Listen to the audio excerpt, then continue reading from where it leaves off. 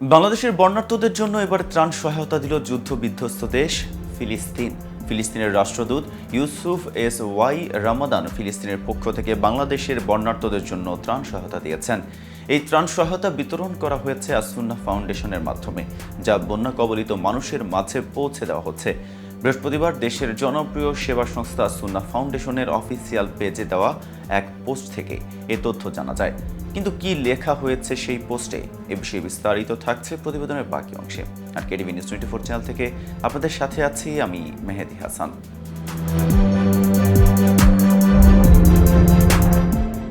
আসুন্নাহ ফাউন্ডেশনের সেই পোস্টে লেখা হয়, বন্যার্তদের উপহারের প্যাকেজে ফিলিস্তিনি পতাকা। দুর্গতদের জন্য এই উপহার সামগ্রী পাঠিয়েছেন ফিলিস্তিনি রাষ্ট্রদূত ইউসুফ এস ওয়াই রামাদান।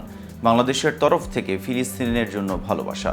ফিলিস্তিনের রাষ্ট্রদূত বাংলাদেশের মানুষের প্রতি তাদের সহমর্মিতা প্রকাশ করেছেন এবং বলেছেন, বাংলাদেশ ও ফিলিস্তিনের মধ্যে ঐতিহাসিক বন্ধন রয়েছে এবং আমরা বাংলাদেশের দুর্যোগকালীন সময়ে তাদের পাশে থাকতে চাই। এদিকে ফিলিস্তিনে গণহত্যা বা মানবাধিকার লঙ্ঘনের ঘটনা দীর্ঘদিন ধরে চলমান।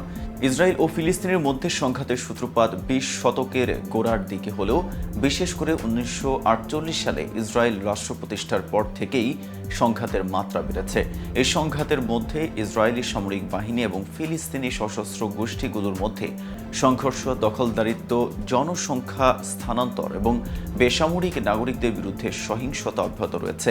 1967 সালের 6 দিনের যুদ্ধের পর থেকে ইসরায়েল অধিকৃত পশ্চিম তীর, গাজা এবং পূর্ব জেরুজালেমে ইসরায়েলি বসতি স্থাপন ও সামরিক উপস্থিতি বাড়াতে থাকে, যা পরিস্থিতিকে আরও জটিল করে তুলেছে। পাশাপাশি গাজায় নিয়মিত সামরিক অভিযানের ফলে ফিলিস্তিনি বেসামরিক জনগণ অনেক ক্ষতিগ্রস্ত হচ্ছে, যা আন্তর্জাতিক সম্প্রদায়ের অনেকের মতে মানবাধিকার লঙ্ঘন ও গণহত্যার শামিল। সর্বশেষ 2023 সালে গাজায় আবারও সহিংসতা বৃদ্ধি পায়। পরিস্থিতি এখনও অস্থিতিশীল। এই সংঘাতের ফলে লাখ লাখ মানুষ বাস্তুচ্যুত হয়েছে, যা দীর্ঘমেয়াদী মানবিক সংকটের সৃষ্টি করেছে।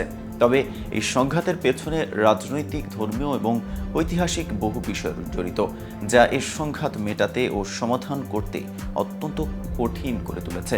এদিকে বানভাসীদের সহায়তায় একদিনের বেতন দেওয়ার সিদ্ধান্ত নিয়েছে অভ্যন্তরীণ সম্পদ বিভাগ, জাতীয় রাজস্ব বোর্ড এবং জাতীয় সঞ্চয় অধিদপ্তরের কর্মকর্তারা। উল্লেখ্য, উজানের তীব্র ঢল এবং অতি ভারী বৃষ্টির কারণে গত 20 আগস্ট থেকে দেশের বিভিন্ন স্থানে ভয়াবহ বন্যা দেখা দেয়।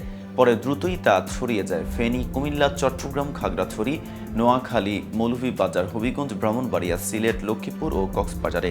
বন্যা উপদ্রব দেশের পূর্বাঞ্চলের এই 11 জেলায় মৃতের সংখ্যা বেড়ে দাঁড়িয়েছে 51 জনে। এসব জেলায় ক্ষতিগ্রস্ত হয়েছে 58 লাখেরও বেশি মানুষ। বন্যা শুরুর পর থেকে বন্যার্তদের সহযোগিতায় সমাজের নানা স্তরের মানুষ সাড়া দিয়েছেন। এর মধ্যে সরকারের মন্ত্রী পরিষদ বিভাগ, ডাক, টেলিযোগাযোগ ও তথ্য প্রযুক্তি মন্ত্রণালয়, সেনাবাহিনী, র্যাব সহ সরকারের বিভিন্ন বিভাগের কর্মীরা তাদের একদিন বা 2-3 দিনের বেতন অনুদান হিসেবে জমা দিচ্ছেন। আজ এ পর্যন্তই। নিত্য নতুন সকল আপডেট পেতে কেটিভি নিউজ 24 এর সাথেই থাকুন।